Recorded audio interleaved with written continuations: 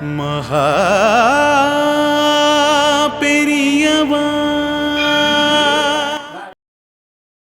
அவ எப்பயுமே இப்படிதாமா. சந்திரசேகரா, அவளை தடுக்காதடா. அவ மனத்தில் இருக்கிற கேள்விகள் சந்தேகங்கள்லாம் வெளிப்படுத்தட்டுமே. நம்ம மதத்தோட சிறப்பம்சமே அதுதான்டா. பிரச்சனை மாதிரி we allow others to question us, question our belief, our custom, our practice, everything. ஆனா அடுத்தவங்கள கேள்வி கேட்கறதுக்கு முன்னாடி அந்த கேள்வி கேட்கிற தகுதியோ அருகதையோ நமக்கு இருக்கான்னு நம்மளையே நம்ம கேட்டு பார்க்கணும். உத்தரை ஆத்மனாத்மான ஆத்மான ஆத்மைவ ஆத்மனோ ஆத்மைவ சுராத்மா.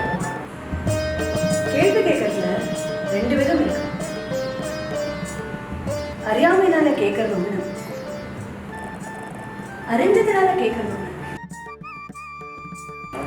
ஒரு சிஷ்யன் குருட்ட கேள்வி கேட்டாருன்னா தனக்கு தெரியாத விஷயத்தை தெரிஞ்சுக்கிறதுக்காக கேட்க.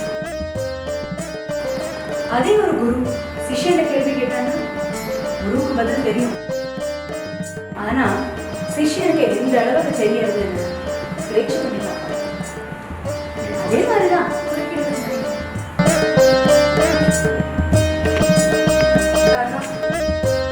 கொடு தாத்தா.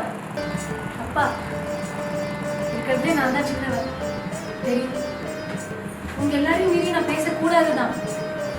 இருந்தாலும் ஆஸ் எ யங்ஸ்டர்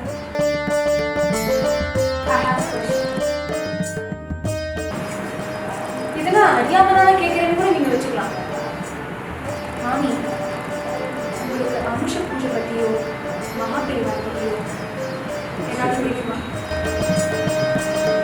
அதெல்லாம் தெரிஞ்சுக்கணும்னா முதல்ல நீங்கள் மாடர்ன் அவுட்ஃபிட் இருந்து விடணும்.